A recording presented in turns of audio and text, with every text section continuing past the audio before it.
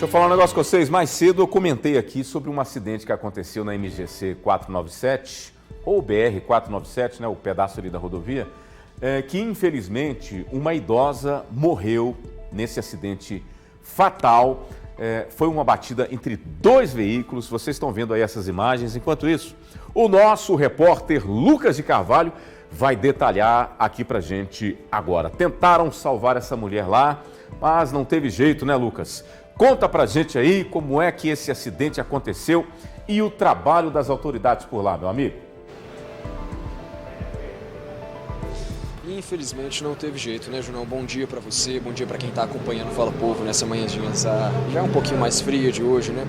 Olha, meu amigo, essa senhora de 70 anos, como você já adiantou, tentaram resgatar ela, tentaram fazer todos os procedimentos ali de salvamento, mas infelizmente quando a gente sabe que a gente fala de uma mulher um pouco mais velha, um quadro de saúde um pouco mais debilitado, realmente acidentes como esses a probabilidade dele ser fatal é muito maior. E foi isso que aconteceu hoje, mais um acidente na 497, né, Júnior? A gente fala tanto dessa rodovia aqui e são muitos acidentes realmente. Eu inclusive vim para o Corpo de Bombeiros para conversar com o aspirante Amorim, tentar entender um pouco melhor sobre a dinâmica desse acidente, o que aconteceu, até porque as informações que chegaram pra gente, aspirante, é que essa mulher estava dentro de um veículo, o motorista tinha por volta de 42 anos, e um outro carro que estava rodando ali no sentido Uberlândia a Prata acabou invadindo a contramão, esse motorista que tem 55 anos, e isso que teria causado o acidente. É mais ou menos essa dinâmica mesmo, aspirante? Bom dia pra você. Bom dia.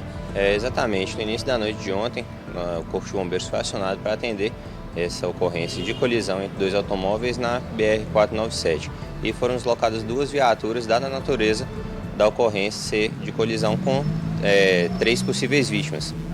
Então as nossas guarnições elas deslocaram e chegando na cena foi verificado que realmente haviam 3 vítimas no local, os 2 condutores estavam feridos, foram atendidos no local também e essa senhora idosa ela também já estava na cena, infelizmente ela veio a óbito, chegou a ser atendida no local, mas devido à dinâmica do acidente, ela infelizmente veio a óbito.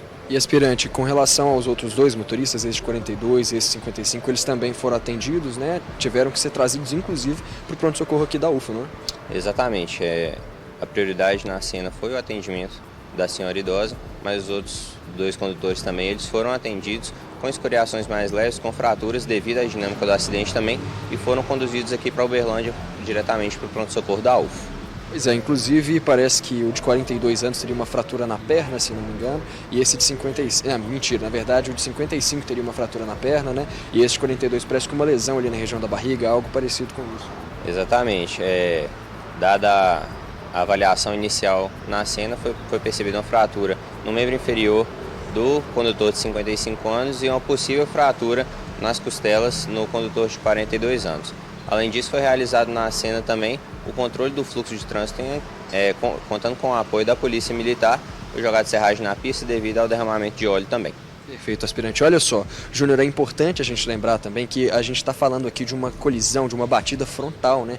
Quando, na estrada principalmente, que são as maiores causas de mortes ali, quando a gente pensa que são batidas muito agressivas, né? Principalmente porque o motorista está ali muito exposto àquela situação. E essa idosa provavelmente estava ali no banco do passageiro também, que pode ter sido justamente o que causou a morte dela. A gente tem que reforçar um pouquinho essa questão dos cuidados na estrada, né, aspirante? Para quem vai pegar a estrada, quais são as principais medidas que a gente pode tomar para evitar situações como essa? Claro que tem situações que fogem do nosso controle, mas dentro do que a gente pode controlar, né?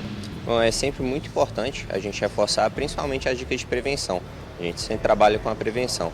Então, contar sempre com a utilização correta do cinto de segurança. Se tiver criança, utilizar a cadeirinha para fazer o transporte correto, para contar com essa segurança. Sempre respeitar os limites de velocidade da via também, é muito importante a sinalização das estradas. Além disso, também evitar sempre dirigir alcoolizado, para que não ocorram acidentes dessa natureza. Aspirante, muito obrigado, viu? Vou pegar um gancho aí nessa frase final sua, porque importante não dirigir alcoolizado, mas um fato interessante que foi repassado pra gente pela Polícia Militar Rodoviária, na verdade Polícia Rodoviária Federal, se não me engano, que atendeu essa ocorrência, passou pra gente que esse motorista ele se recusou a fazer o famoso teste do bafômetro. Não quer dizer que ele estava embriagado, mas dá grandes indícios que isso possa ter acontecido. Até porque, pelo que nos foi repassado da dinâmica do acidente, parece que ele invadiu ali subitamente justamente a contramão, e foi justamente isso que teria causado esse acidente, né? Uma rodovia ali que é de pista simples entrou na contramão e teve essa batida frontal ali que infelizmente tirou a vida dessa senhora de 70 anos. Júnior, o cuidado tem que ser redobrado, né, meu amigo? Principalmente se a gente estiver falando de uma situação envolvendo álcool, aí a situação pode ficar bem feia para esse rapaz. Muito triste, nós estamos falando de uma morte, né? De uma pessoa que perdeu a vida. Inclusive, esse vídeo aí mostra o momento que uma pessoa está ali, não dá para a gente ver se é um socorrista ou o que é, mas tem uma pessoa tentando salvar a vida da mulher, né? É muito triste. Agora, o que o Lucas falou faz muito sentido. Se o cara se recusou a fazer o teste do bafômetro, possivelmente pode ser o caso de estar embriagado, ele não queria se comprometer. Eu nem gosto de falar isso na televisão, mas ninguém é obrigado a fazer o teste do bafômetro. Mas se você não deve nada, por que você não faz, né? É a grande questão. Mas existem outros elementos, e aí é que entra, como diz o nosso querido Marcos Tadeu, delegado de polícia, a expertise do policial. Tem outros elementos que corroboram para confirmar ou não se o cara está embriagado, né? Tem os indícios, tem o odor etílico, você vai ver a cena, o que está acontecendo, e o mais prudente, caso o policial identifique essa suspeita, é levar o cara lá para a delegacia, não é? Você está negando em fazer o teste do bafômetro, então vem cá, deixa eu ver, deixa eu conferir outros elementos aqui, leva lá para a delegacia, se constatado for. Então, acho que essa é a grande orientação, é a grande pegada do negócio. Agora, o cara não é obrigado a fazer, isso é uma realidade, mas a gente precisa de uma perícia nesse local do acidente, uma perícia séria, eu acredito que tenha sido, e também para saber da investigação da Polícia Civil. Nós estamos falando de uma morte de uma pessoa e tudo indica que, segundo a polícia pôde apurar lá, pelo que as testemunhas disseram, parece que o motorista teria invadido a contramão. Você está vendo que a pista ali, duas faixas contínuas, né? Não pode ultrapassar, pelo menos é o que está dando para ver agora de noite, posso estar errado, mas na cena gravada de noite, mas vamos aguardar para saber o que vai ser isso daí, o desfecho desta apuração desse acidente trágico. Mais um, né? Mais um nessa 497 que é terrível.